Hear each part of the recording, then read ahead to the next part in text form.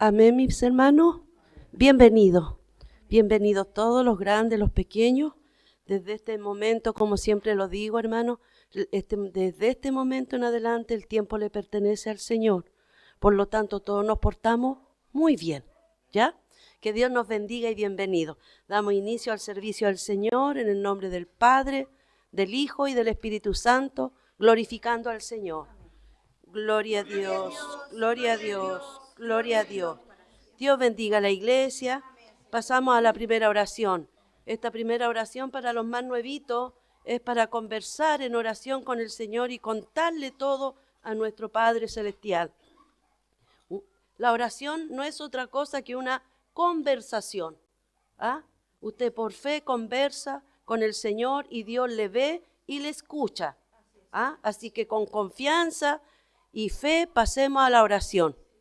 Oramos al Señor. Mi hermana Rafaela nos levanta de la oración. Que el Señor nos bendiga, hermano. Que el Señor nos bendiga.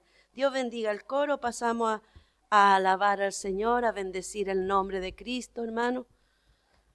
A honrar el nombre del Señor, Dios Todopoderoso, Dios Creador del cielo y de la tierra. Está golpeando, abre la puerta de tu corazón. Está tocando, si quieres puedes tú abrir.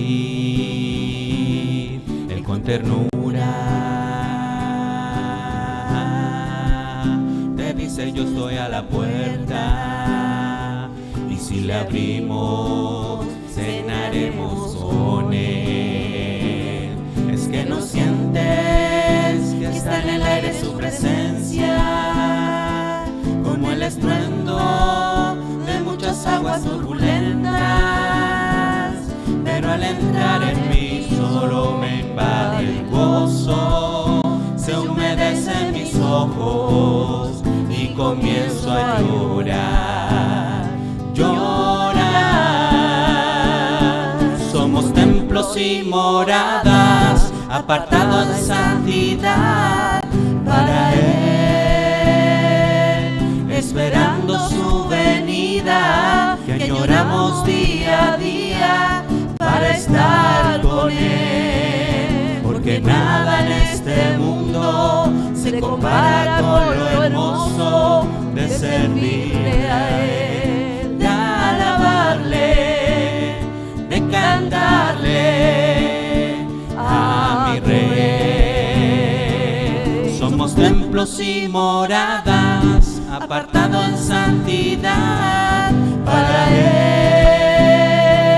Él, esperando su venida, que añoramos día a día para estar con Él. Porque nada en este mundo se compara con lo hermoso de servirle a Él, de alabarle, de cantarle a mi Rey.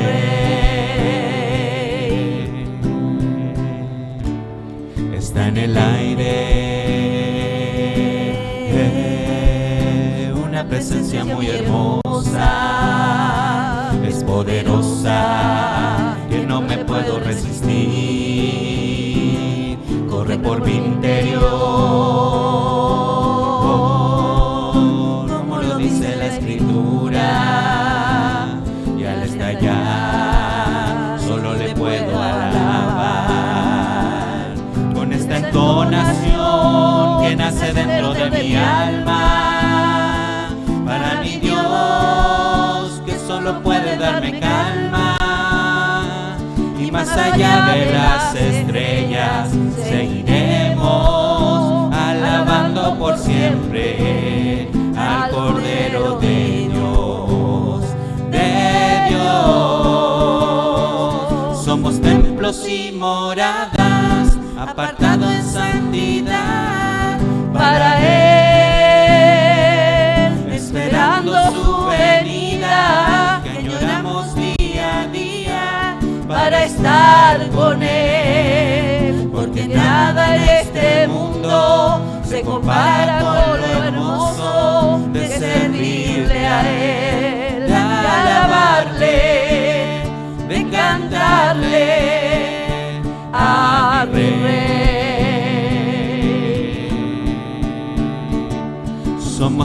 templos y moradas, apartado en santidad para Él, esperando su venida, que añoramos día a día para estar con Él. Porque nada en este mundo se compara con lo hermoso que es servirle a Él, de alabarle, de cantarle a mi Rey.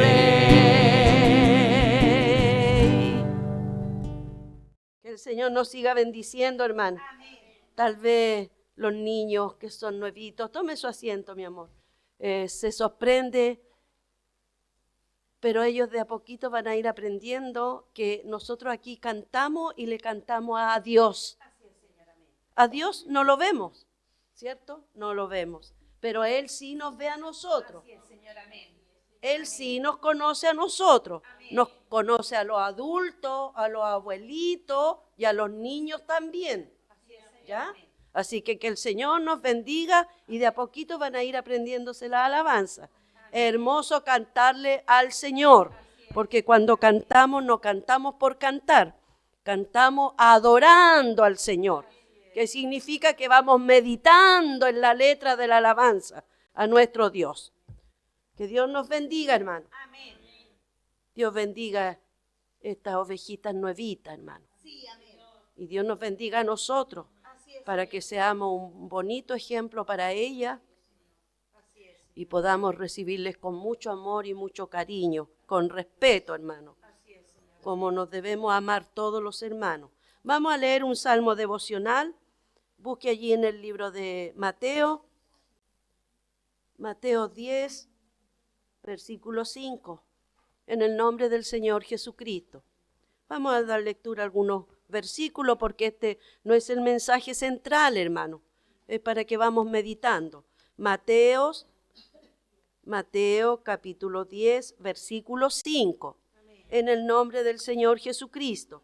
Amén. Y dice así, lleva por título Misión de los 12. A estos 12 envió Jesús y le dio instrucciones diciendo, por camino de gentiles no vayáis, y en ciudad de samaritanos no entréis, sino ir ante las ovejas perdidas de la casa de Israel, y yendo, predicar, diciendo, el reino de los cielos se ha acercado, sanar enfermo, limpiar leproso, resucitar muerto, echar fuera demonios, de gracia recibiste, da de gracia. Hasta ahí, hermano. Amén. Demos gloria al Señor. Gloria a Dios, gloria a Dios, gloria a Dios. Tome su asiento. Bien, aquí podemos ver claramente, hermano, que el Señor Jesucristo tenía 12 discípulos, 12 varones, 12 personas que le ayudaron en su ministerio a llevar el evangelio, hermano, del reino de Dios adelante, para que la gente conociera de la salvación, de la vida eterna, conociera de Jesucristo, el Salvador del mundo. Y a estos 12, hermanos, no los llamó y no los dejó estar ociosos, sino que los llamó y les dio labores, es decir, tareas, un trabajo que hacer en el reino de Dios. Bendito sea el Señor. Así también a nosotros. Dios nos llama, hermano, cuando estamos perdidos en la oscuridad, en un camino ancho de muchas cosas, y nos trae un camino angosto, lleno de luz y lleno de enseñanza bíblica. Y el Señor nos empieza a entregar instrucciones, y no son cosas difíciles que nosotros no podamos hacer. Todo lo podemos, hermano, porque el Señor es el que nos ayuda. Dios mismo el que produce en nosotros el querer como el hacer. Y decía, cierto, que debemos entregar por gracia lo que por gracia hemos recibido. ¿Qué recibimos por gracia? La salvación de nuestras almas. Cuando estábamos muertos en nuestros delitos, en nuestros pecados, hermano, Dios nos resucitó y nos dio esta vida espiritual admirable. Ya nosotros estamos gozando de las bendiciones de Dios. Bendito sea el Señor. Así que por eso son las predicaciones también en cada casa de oración, porque son instrucciones bíblicas que se entregan a la iglesia, a nosotros, a los creyentes. ¿Ah? Para que nos podamos, hermanos, para poder ser discipulados. Discipulado significa enseñado. Para poder ser sazonado con esta escritura. Y así el Señor nos capacita para ir a otros, a las ovejas perdidas. No olvidando nunca que en alguna oportunidad nosotros también estábamos como ovejas perdidas, sin pastor. Hoy tenemos nuestro pastor, el pastor de los pastores, Jesucristo el Señor. Él es el pastor de los pastores. Y el Señor también nos ha entregado por misericordia, hermano, nos ha dado un pastor visible. ¿Ah? Bendito sea el Señor. Dios nos bendiga. Entonces, mi hermano, ¿cuál es la enseñanza? Que tenemos mucho trabajo por hacer. Mucho trabajo. Nadie puede, hermano, estar sentado sin hacer nada, solamente alimentándose y alimentándose. Hay muchas cosas que hacer. Hay que ir a buscar las ovejas perdidas. Hay que preocuparse de la viuda, del huérfano, de los necesitados, hermano, llevando el evangelio, pero también llevando lo que la iglesia sabe. Así es, Señor, amén. Y lo que vamos a practicar con la ayuda del Señor. Así que esta es la enseñanza, hermano. Tenemos que orar, hermano. No deje de orar en su hogar. Para cuando alguien lo llame para ir a orar por un enfermo, hermano, usted no tenga miedo, usted vaya. No solamente el pastor puede orar por un enfermo. No solamente la pastora puede orar por un enfermo o un líder. No, todos nosotros. Porque la labor se la entregó Cristo a todos sus discípulos. Así que todo, hermano, cuando alguien de su casa esté enfermo, usted misma ore y pídale: Señor, te pido misericordia por mi niña, por mi niño, por mi madre, mi hijo, no sé, que está enfermo. Sé propicio, Señor. Él es el doctor de los doctores. Amén. Y si Él quiere sanar, sana. Y cuando Él quiere libertar, liberta. Amén. Cuando Él quiere llamar, Él llama. El Señor llamó a estas ovejas. ¿Por qué están aquí? Porque Dios mismo la llamó. Pero Dios usó a alguien. ¿Cierto?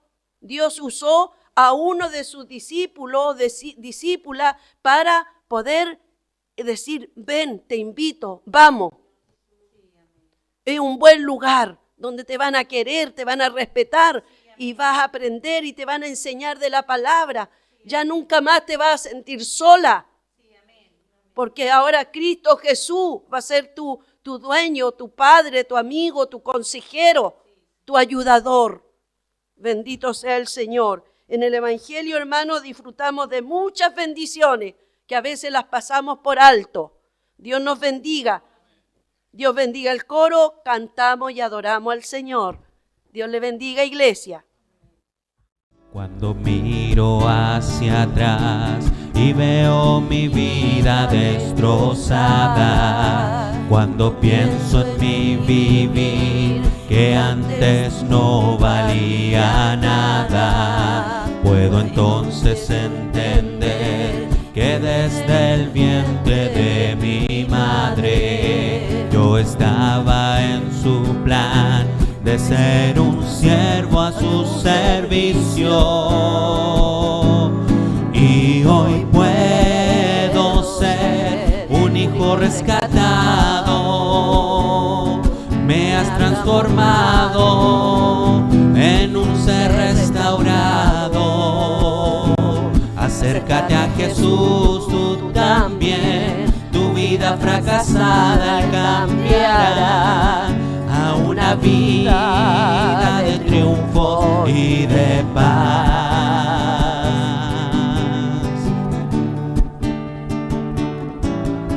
Al pesar que en mi pasado yo siempre caminé con decepción, me sumergí en mi interior pensando que no había solución.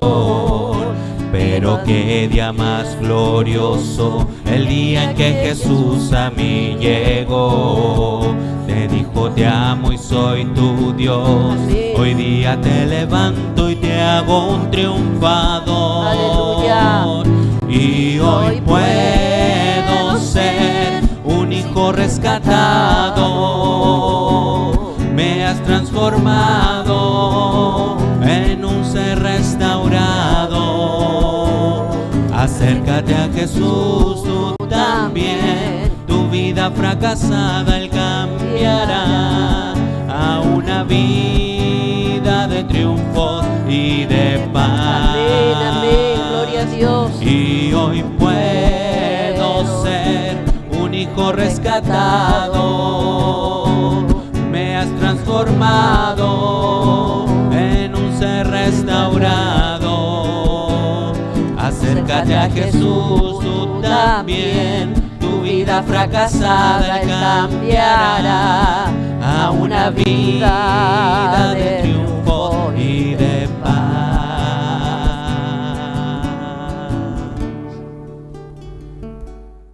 Eso fue lo que el Señor hizo con todos nosotros, hermano. Estábamos en una vida fracasada. Estábamos en el pozo cenagoso. Estábamos en la oscuridad más absoluta. Y desde allí el Señor nos rescató. Por eso hoy, aunque haga frío y aunque haya viento y aunque a veces llueve torrencialmente, estamos en la casa de oración como hombres y mujeres rescatadas por Cristo. Agradecidos, hermanos de Dios. Eso es lo que nos motiva, la gratitud. Por eso servimos al Señor, por amor, por gratitud, no por miedo de irnos al infierno. El infierno es real, sí es verdad, es real, es bíblico, lo dice la palabra del Señor. Pero usted no, esa no debe ser su motivación, hermano, sino que su motivación central debe ser, Señor, estoy agradecido por lo que usted ha hecho y solo Cristo lo pudo hacer. No hay psicólogo, no hay madre, no hay padre, no hay hermano, no hay amigo, hermano. Y muchas veces no hay esposo, no hay nada, hermano. A veces te quedas sola en la vida. Pero Dios mismo permite esas soledades para atraerte al Evangelio, para que conozcas el amor y la dulzura del Señor. Y que en Jesucristo hay fidelidad. Porque si hay alguien fiel, se llama Jesús de Nazaret. El Señor, el que llena los vacíos. Yo ya no necesito llenar mis vacíos con cosas que me ofrezca el mundo, con las luces que me prenda el mundo. No necesito esas cosas, porque mis vacíos los llena el Señor. Cuando ya está Cristo en el corazón, hermano, pasamos a ser templo y morada del Espíritu Santo. Ya no estamos más solas, hija. Así que mucho ánimo para todos, hermano. Dios bendiga el coro, cantamos al Señor, luego ya venimos al mensaje de la palabra de Dios. Con tu sangre nos has redimido. Gracias, para nuestro Dios. Gracias, Señor. De todo linaje, pueblo, lengua y nación. Amén, amén. Nos has hecho reyes y sacerdotes para nuestro Dios, y reinaremos sobre la tierra. Gloria al Cordero de Dios, exalta al Cordero de gloria.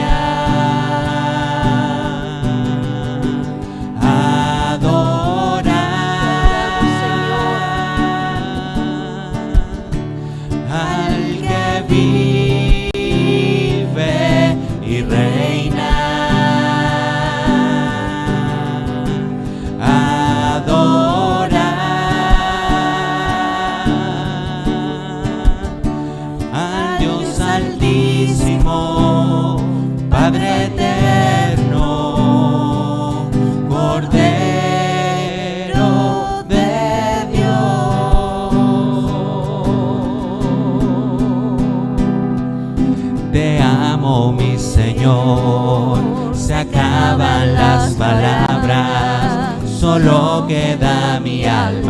para cantarte. Te adoro, mi Señor, no hay nada alrededor, solo estamos tú y yo. Solo estamos tú y yo. Te amo, mi Señor, se acaban las palabras, solo queda mi alma para cantarte. Te adoro, mi Señor, no hay nada alrededor, solo estamos tú y yo. Solo estamos tú y yo.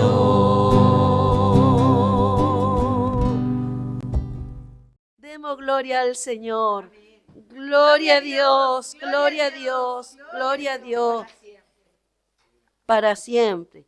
La Agustinita está contenta, está feliz, ella quiere aplaudir. Pero a nosotros aquí damos la gloria al Señor, ¿cierto? Así que Dios bendiga a esta pequeñita, hermano. Ellos como niños también quieren demostrar su alegría al Señor. ¿Ah? Bendito sea Dios para siempre. Bien, mientras mi hermano Jairo pasa a entregar el mensaje, nosotros damos gloria al Señor. Gloria a Dios, gloria a Dios, gloria a Dios.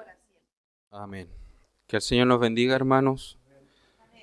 Les damos gracias al Señor por reunirnos una vez más para adorar su nombre, exaltar su presencia. Amén. Dios bendiga a los niños, a todos, hermanos, por igual. Y así también a nosotros los adultos, que el Señor nos bendiga y nos vaya unificando cada día más para alabar su nombre en medio de la unidad, en medio del amor, como hermanos, amén, como lo que se nos ha enseñado, como una congregación viva que quiere agradar a su Señor. Amén, vamos a ponernos de pie, vamos a buscar la palabra del Señor que se va a encontrar en el Evangelio de Mateo, Mateo capítulo 15, Evangelio de Mateo capítulo 15, desde el versículo 1, vamos a darle lectura a la palabra del Señor en adelante. Amén. Entonces, habiéndolo encontrado, le damos lectura en el nombre de nuestro Señor Jesucristo. Evangelio de Mateo, capítulo 15, versículo 1 en adelante. Y dice la palabra del Señor: Entonces se acercaron a Jesús ciertos escribas y fariseos de Jerusalén, diciendo: ¿Por qué tus discípulos quebrantan la tradición de los ancianos? ¿Por qué no se lavan las manos cuando comen pan? Respondiendo él les dijo: ¿Por qué también vosotros quebrantáis el mandamiento de Dios por vuestra tradición? Porque Dios mandó diciendo: honra a tu padre y a tu madre, y el que maldiga al padre o a la madre muera irreprensiblemente. Pero vosotros decís: cualquiera que diga a su padre o a su madre: es mi ofrenda a Dios todo aquello que pudiera ayudarte, ya ha de honrar a su padre y a su madre. Así habéis invalidado el mandamiento de Dios por vuestra tradición. Hipócritas, bien profetizó de vosotros Isaías cuando dijo: este pueblo de labios me honra, mas su corazón está lejos de mí, pues en vano me honran enseñando como doctrina mandamientos de hombres. Y llamando así a la multitud les dijo: oíd y entended. No lo que entra en la boca contamina al hombre, mas lo que sale de la boca, esto contamina al hombre. Entonces, acercándose a sus discípulos, le dijeron: ¿sabes que los fariseos se ofendieron cuando oyeron estas palabras? Pero respondiendo él, dijo: toda planta que no plantó mi Padre Celestial será desarraigada. Dejadlos, son ciegos, guías de ciegos, y si el ciego guiare al ciego, ambos caerán en el hoyo. Amén. Glorifiquemos al Señor. Gloria a Dios, gloria a Dios, gloria a Dios para siempre. Amén. Que el Señor nos bendiga. Hoy estamos una vez más delante de la palabra del Señor. Amén. Vamos a comenzar una serie, hermano, de predicaciones. Por lo menos cuando me toque a mí, vamos a estar hablando de un tema, amén, de los pilares de la Reforma. Y hoy nos va a tocar y vamos a comenzar con la sola Escritura, ¿ok? La palabra sola escritura significa solo la escritura. ¿Ok? Tenemos como referencia, ¿cierto?, nuestro texto central en Mateo 15, del 1 al 14. Ahí tenemos una imagen, hermanos, en donde sale, ¿cierto?, Jesucristo. Obviamente una representación de Él. Nosotros no sabemos realmente cómo Él era, pero sí tenemos una imagen que nos puede ayudar, ¿cierto?, a imaginarnos el contexto en el que nos encontramos.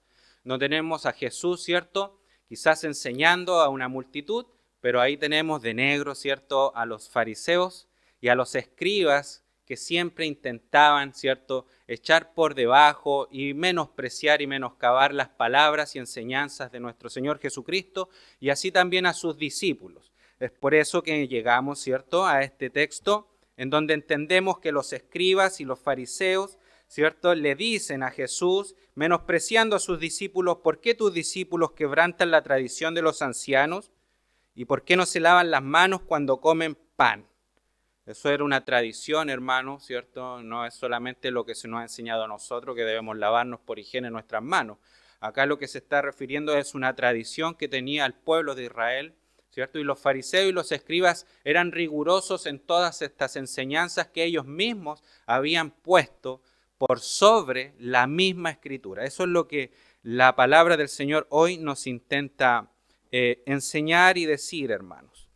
Entonces, primeramente quiero que comprendamos, ¿cierto?, la idea y la alusión que nos da este texto, qué es lo que realmente estaban hablando estos fariseos y estos escribas, ¿cierto? Y por qué el Señor les responde diciendo: ¿por qué también vosotros quebrantáis el mandamiento de Dios por vuestra tradición? O sea, Jesús les hace ver que a lo mejor sus discípulos estaban quebrantando el mandamiento de los ancianos, ¿cierto?, de los líderes, o sea, las tradiciones que ellos mismos habían puesto, pero ellos estaban, ¿cierto?, realmente quebrantando el mandamiento, no de los ancianos, sino el mandamiento de Dios.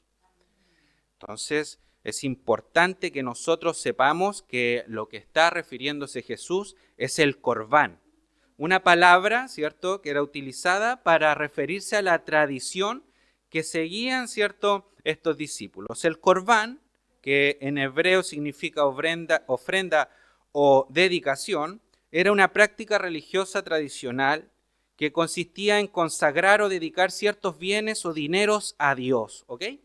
Entonces, lo que estaba diciéndole Jesús es que ellos estaban defendiendo, ¿cierto?, el corbán, o sea, las ofrendas a Dios, pero estaban quebrantando el mandamiento de honrar a tu padre y a tu madre. ¿Cómo lo hacían? Es, por ejemplo, que yo diga, no sé, yo tengo un vehículo, ¿cierto? Voy a poner un ejemplo. Yo tengo un vehículo y yo digo, yo honro a mi padre y a mi madre, cumplo con el mandamiento de Dios, pero yo no puedo darle ese vehículo a mis padres. Un ejemplo. ¿Por qué? Porque aunque ellos lo necesiten, y aunque yo tenga 3 vehículos, yo no se lo puedo dar porque yo me voy a pegar a la tradición del corbán, en donde yo digo de que eso es una ofrenda para Dios, y por eso entonces yo no se lo puedo dar a mis padres. ¿Me doy a entender? Entonces los fariseos y los escribas, ¿cierto?, defendían las tradiciones de los hombres y por sobre el mandamiento de Dios pleno. Entonces yo no puedo decir, ¿sabes qué? Yo tengo mucho alimento en mi casa, pero aunque mis padres lo necesiten, el mandamiento de Dios en Éxodo me dice que debo honrar a mis padres y sustentar sus necesidades. Pero aunque yo tenga, yo no lo voy a hacer porque esto es de Dios. Entonces se lo atribuyo a Dios para no dárselo a mis padres. Eso es lo que Jesús le dice a los fariseos y a los escribas. Ustedes están preocupados que mis discípulos, ¿cierto?, no se laven quizás las manos como tradición de los ancianos, pero ustedes quebrantan el mandamiento de Dios, no cuidando de sus padres, no cuidando la necesidad y alimentándolos cuando ellos no tienen qué comer. Porque ustedes dicen que las cosas no las pueden dar porque son ofrenda a Dios.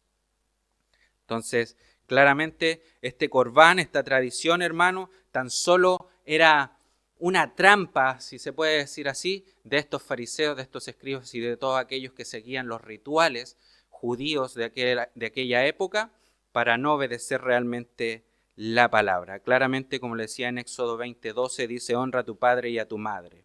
Esta honra incluía proveer para sus necesidades si los padres no podían mantenerse solos, pero mediante la tradición del corbán, alguien podía decir, este dinero o esta propiedad son corbán. O sea, es decir, están dedicados a Dios y no puedo usarlo para otros fines, ni mucho menos dárselo a mis padres. Entonces ahí nosotros entendemos, ¿cierto?, qué es lo que estaba hablando Jesús. Pero nosotros, hermanos, yo quiero hablar obviamente, como les decía, de la sola Escritura. Claramente aquí el problema es que los fariseos enseñaban que la tradición eximía la responsabilidad bíblica de cuidar a los padres. O sea, las tradiciones estaban por sobre la Escritura, ¿cierto? Eso es lo que claramente entendemos. Y esta situación, hermano, como dice ahí, esta situación no es ajena a nuestros días, ya que sigue abundando la confusión doctrinal basadas en las emociones, en los sueños, en las costumbres humanas, inclusive en el marketing o incluso en la autoridad clerical, o sea, las personas que están por sobre la iglesia. Y es por ello que debemos levantar con claridad los estandartes de la Reforma, que fueron 5: sola Escritura, sola fe, que eso es sola fide, sola gracia, solo Cristo y solo a Dios la gloria. Perfecto. Esos son los 5 pilares de la Reforma protestante. Por eso nosotros no somos católicos romanos y somos protestantes, ¿cierto? Eso es lo que usted tiene que tener en claro cuando usted, ¿cierto?, defienda su fe y cualquier persona que usted le pregunte, los estándares de la Reforma son solo Escritura, solo fe, sola gracia, solo Cristo y solo a Dios la gloria. Pero hoy día nos vamos a centrar, y por eso lo puse en negrita, en la sola Escritura, hermanos. Entonces, hoy abordaremos este primer estándar o pilar de la Reforma, solo Escritura. Esta verdad no dice que la Biblia sea la única fuente de autoridad. Ojo con esto, porque esto es una confusión que nace inclusive dentro del protestantismo, cuando no se sabe explicar qué es la sola Escritura. Podríamos pensar que solo la Biblia es nuestro estándar completamente y es lo único que podemos leer, desechando toda otra autoridad o desechando inclusive la tradición. No quiere decir eso. Jesús no estaba desechando la tradición. Lo que él estaba diciéndole a los fariseos es que la tradición jamás puede estar por sobre la palabra de Dios. Entonces, si bien nosotros, por ejemplo, acá, ¿qué hacemos? Gloria a Dios, gloria a Dios, gloria a Dios para siempre. Es una tradición pentecostal, hermano, de la iglesia, ¿cierto?, protestante pentecostal. Entonces nosotros hacemos y tenemos tradiciones como iglesia, pero jamás las tradiciones podrían estar por sobre la Escritura. Entonces yo podría tener muchas tradiciones, pero si una de ellas no se compara con la Biblia, o la Biblia me dijera, ¿sabes qué? Eso no está bien que los hagas, entonces nosotros no podríamos seguir haciéndolo. Aunque en la Biblia claramente en ningún lado dice, ¿cierto?, o excluye que no podamos dar la gloria a Dios como lo hacemos. Perfecto, entonces no nos confundamos, no estoy diciendo que no debamos hacerlo. Estoy diciendo que es una tradición como iglesia pentecostal. Así es, señora. Incluso la metodista también lo hace, metodistas pentecostales lo hacen. Pero dentro de las otras ramas del protestantismo no se hace, no estoy diciendo que sea bueno o sea malo. Pero nunca jamás una tradición puede estar por sobre la Escritura. Entonces, lo que debemos entender nosotros por sola Escritura es que la Escritura es la única fuente infalible. O sea, que la Escritura es la única que no tiene errores. Entonces yo puedo escribir mucho sobre Dios. Hay escritores, teólogos, ¿cierto?, reformadores, personas con una mucha preparación, una buena preparación de estudio, ¿cierto? Pueden escribir, pero jamás sus escritos pueden ser muy buenos, jamás serán a la misma altura que la Escritura. ¿Perfecto? Pero no por eso nosotros no podemos leer libros, no por eso nosotros no podemos informarnos, no por eso nosotros no podemos acudir inclusive a la historia de la iglesia. Pero lo que aquí se entiende es que la Escritura es la única infalible. Por lo cual se debe juzgar toda doctrina, práctica, autoridad, costumbre del cristianismo y de las iglesias a raíz de lo que diga la palabra del Señor. Entonces la Escritura es inspirada por Dios, hermanos. ¿Perfecto? O sea, es una autoridad suprema. Dice la palabra en 2 Timoteo 3, del 16 al 17, toda la escritura es inspirada por Dios y útil para enseñar, para redarguir, para corregir, para instruir en justicia, a fin de que el hombre de Dios sea perfecto, enteramente preparado para toda buena obra. Ahí en esa palabra dice inspirada por Dios, ¿ok? Y esa palabra es theonustus, ¿ok? Así se pronuncia para el que quiera saberlo. Y debemos entender que un estudio léxico diría de esta palabra theonustus que significa inspirado por Dios. Eso significa esa palabra en el griego original. Si usted va a una Biblia interlineal, usted va a encontrar esa palabra en 2 Timoteo 3:16, inspirada por Dios. ¿Ok? Entonces, y un estudio morfológico, que significa cómo es la raíz de la palabra, podríamos entender que la palabra theonustus se divide en dos. No sé si alcanzan a leer, hermanos.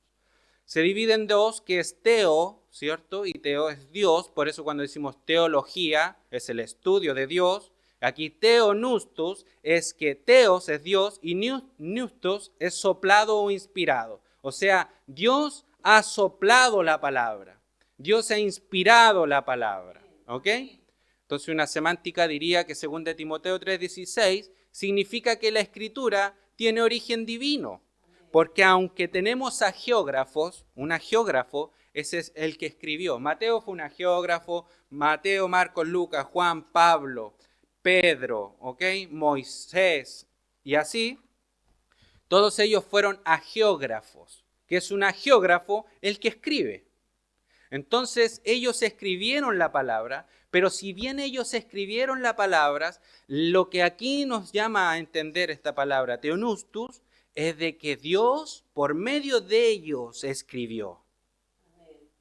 O sea, no fueron ellos como quizá hoy en día yo puedo escribir. Yo esto lo escribí, ¿cierto? Pero claramente yo no estoy inspirado por Dios.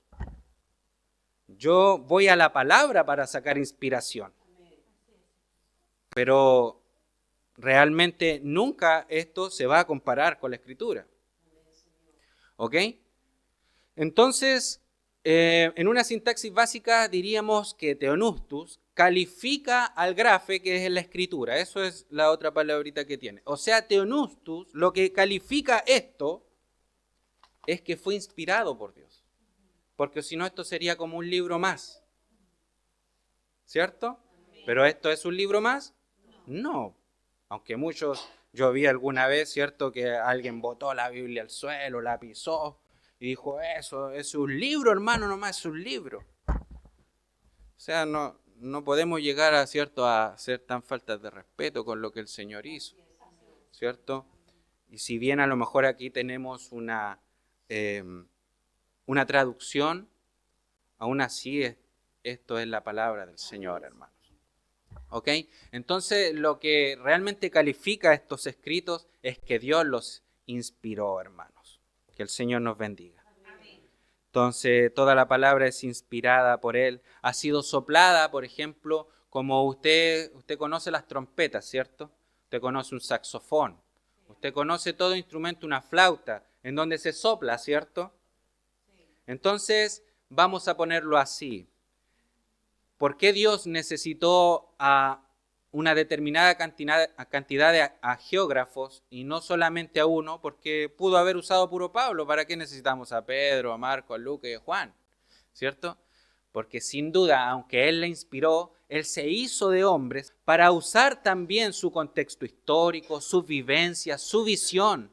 Entonces, así como usted sopla, ¿cierto?, un clarinete, y otro hermano está soplando la misma nota por un saxofón, están tocando la misma nota, ¿cierto? Están queriendo decir lo mismo, pero suenan diferentes.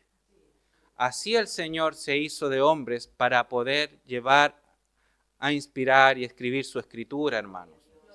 Entonces, claramente Pablo enseña de una forma mucho más elevada el Evangelio. Y Santiago lo enseña de una manera más práctica. Pablo era, podríamos decir, un teólogo de la época. Pero a lo mejor los evangelios, a excepción de Juan, ¿cierto? Juan también muy elevado su comentario en su evangelio, Los demás tienen una forma, no quiero decirlo simplista, pero más fácil de entender. ¿Ok? Que el Señor nos bendiga, hermanos. Entonces ahí tenemos a los autores, si bien ellos escribieron, pero era Dios soplando en ellos la sabiduría necesaria para escribir en ese momento entonces, hermanos. Segunda de Pedro 1:21 dice, porque nunca la profecía, lo que está escrito, fue traído por voluntad humana, sino que los santos hombres de Dios hablaron siendo inspirados por el Espíritu Santo. Eso lo tiene en segunda de Pedro 1:21. Entonces así Dios es el autor supremo de la Escritura. Los hombres fueron instrumentos fieles en sus manos. Por eso decimos que la Biblia es inerrante, es infalible, y en todo lo que afirma, la autoridad final para la fe y la vida cristiana es la Escritura. Salmo 119, 105, lámpara es a mis pies tu palabra y lumbrera a mi camino, hermanos. Entonces, nosotros ahora llegamos acá, en donde la Escritura es suficiente, hermanos. Debemos entender que la Escritura es totalmente suficiente para nosotros entender lo que Dios quería que entendiéramos. Nosotros no necesitamos ir más allá de la Escritura para acercarnos a Dios. Es por eso que este es el libro sagrado del cristianismo, pero sin duda esa misma práctica que tenían los fariseos y los escribas en la época, hoy en día, cierto, algunas ramas del cristianismo han chocado en lo mismo, hermano. Y ahí es donde llegamos a dogmas sin fundamentos, ¿ok? Los dogmas son enseñanzas que muchas veces, y en este caso, el que vamos a presentar, no se pueden sostener bíblicamente, sino que se tienen que creer por fe, dicen ellos.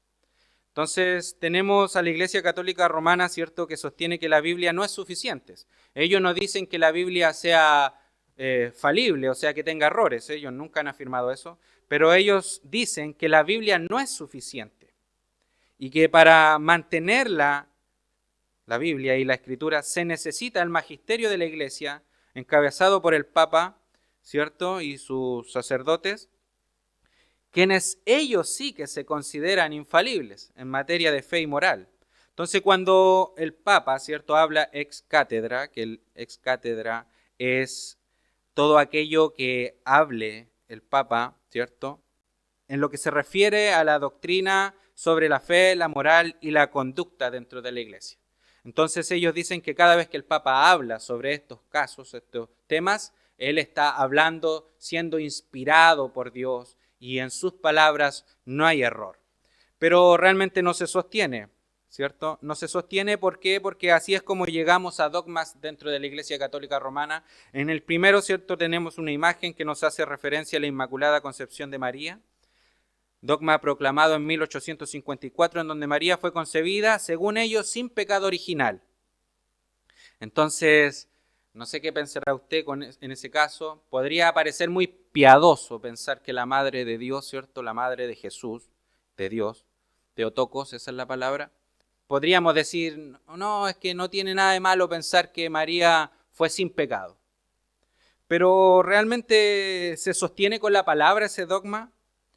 Entonces, la palabra del Señor en Romanos 3:23 dice, por cuanto todos pecaron, están destituidos de la gloria de Dios. O sea, ese todos es absoluto.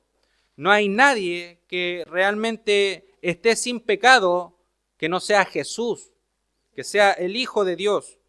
También Romanos 3:10 dice, no hay justo ni aún uno. Entonces, ¿qué pasa con ese dogma? ¿Puedo yo ponerlo acá en la iglesia para que usted lo crea? No puedo, porque estaría poniendo mi tradición, como los fariseos, por sobre la Escritura. Entonces, votemos nuestras Biblias y digamos las cosas que se nos vengan en gana y creamos lo que creamos correcto y lo que suene más lindo y piadoso. Pero la palabra del Señor mismo nos dice, en que María, hablando en Lucas 1 del 46 al 47, dice, engrandece mi alma al Señor y mi espíritu se regocija en mi Dios, mi Salvador, dijo María. Entonces, si ella dice mi Dios y mi Salvador, ¿de qué la estaba salvando si realmente ella no tenía pecado según los católicos romanos? Si usted dice yo no tengo pecado, entonces ¿para qué necesita un Salvador? Entonces, claramente ellos han dicho y han puesto dogmas que deben ser creídos por la iglesia, porque si no los creen, usted se va al infierno según ellos. Así también tenemos el purgatorio, ¿cierto? Y tenemos una imagen en donde arriba están los salvos y abajo están todos los perdidos. Doctrina de un lugar de purificación temporal para las almas antes de entrar al cielo. Entonces, la Escritura enseña que la obra de Cristo ha sido totalmente suficiente y completa, hermanos, para limpiar todos los pecados de los creyentes. Primera de Juan 1:7 dice: la sangre de Jesucristo, su Hijo, nos limpia de todo pecado. Entonces, el destino eterno del alma se decide en esta vida, hermanos, no en otra. Aquí alcanzamos salvación o realmente perdición. No como ellos dicen, en que usted va a llegar a un lugar, ¿cierto? El purgatorio, un lugar intermedio, en donde ahí va a ser purificado. La palabra del Señor en Romanos 9:27 dice: está establecido para los hombres que mueran una sola vez y después de esto, el juicio. No un lugar intermedio, sino que juicio. Entonces no hay necesidad de purgar lo que ya ha sido perdonado totalmente por Cristo, hermanos. Ellos, añaden y dicen que también si nosotros hacemos oraciones, les quitamos años en el purgatorio a las personas. Entonces, claramente yo esto lo estoy demostrando no porque crea que aquí en la iglesia se creen en estas cosas, ¿cierto? Pero para darme a entender que hoy, y así también en muchos lugares cristianos evangélicos, se ponen las tradiciones por sobre la Escritura. Claro, nos sorprenden estas cosas porque nosotros no somos romanos, no somos católicos romanos. No pertenecemos, ¿cierto?, a esa rama de la cristiandad. Por eso nunca lo aceptaríamos.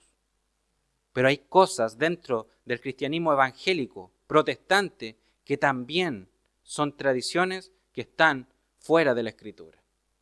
Debemos guardarnos, porque cuando vemos predicaciones, cuando vemos personas, ¿cierto?, fuera de nuestras iglesias, pueden sonar muy llamativas, hermanos. Pueden sonar grandiosas y piadosas, pero realmente eso, si no está conforme a la Escritura, tú realmente y yo vamos a escuchar solamente palabras y no una transformación, no vamos a recibir una transformación en nuestra vida. Entonces, así también llegamos al último, que es muy diferente a lo que nosotros hacemos, ¿cierto?, en el sacramento de la Santa Cena. Ellos, ¿cierto?, todas las semanas hacen y le llaman, ¿cierto?, la Santa Misa, en donde llevan el sacramento de la Cena del Señor más allá de lo que la palabra realmente anuncia.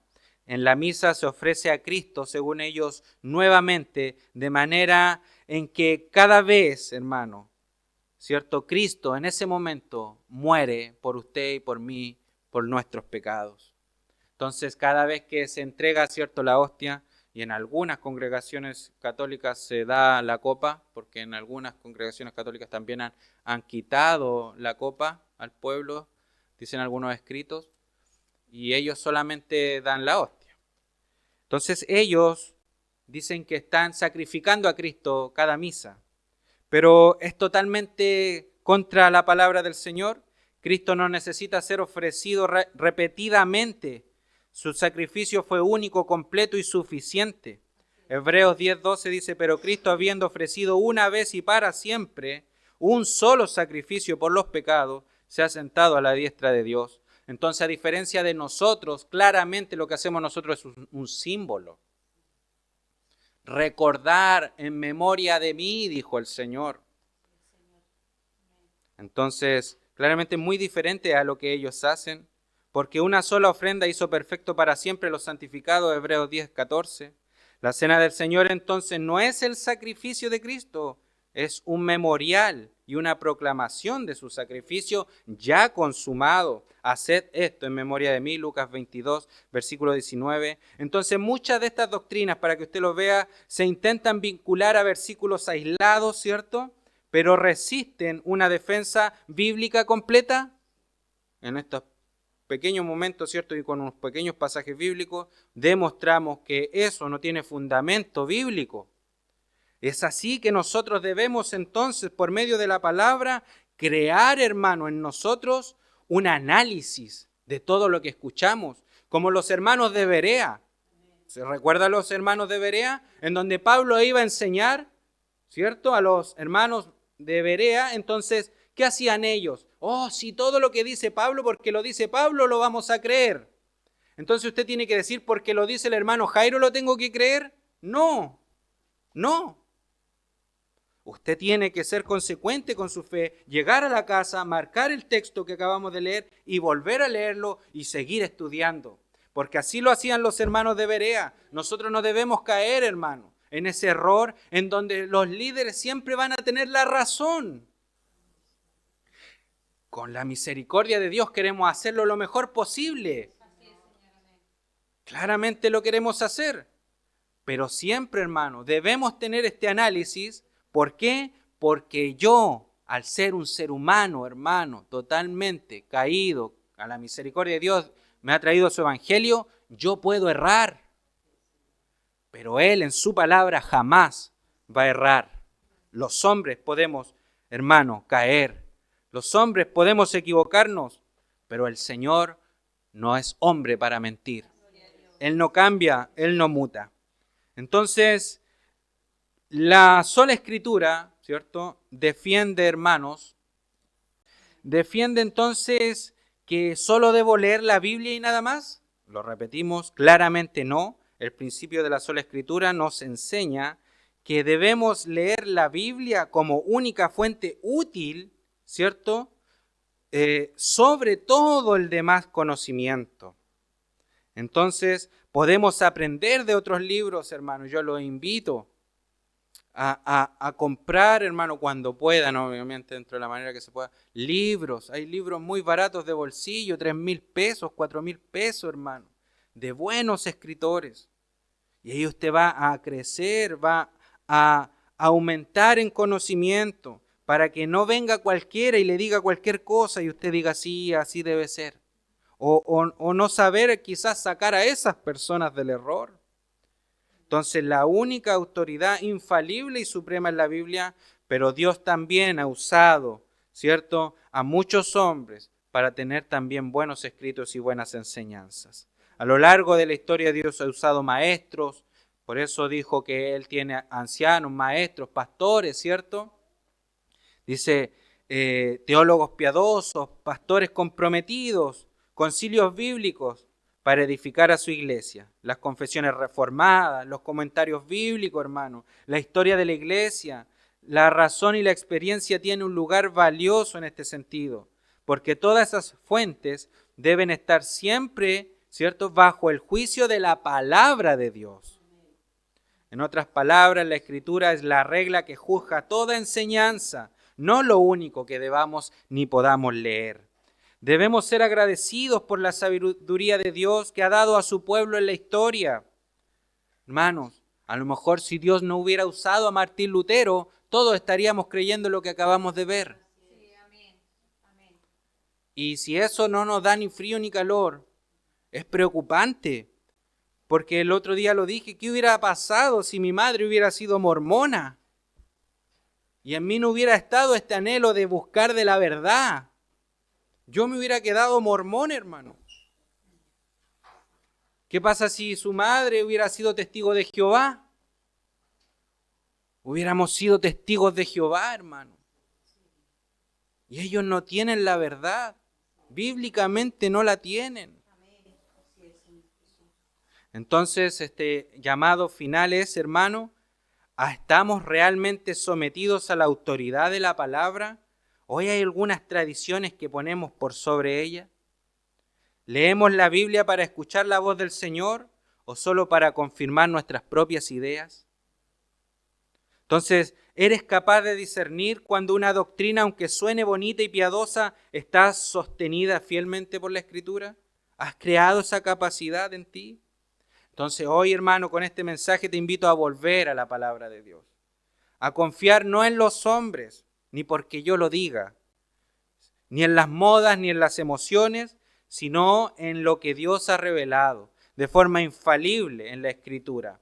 Romanos 10, 17 dice, la fe es por el oír y el oír por la palabra de Dios.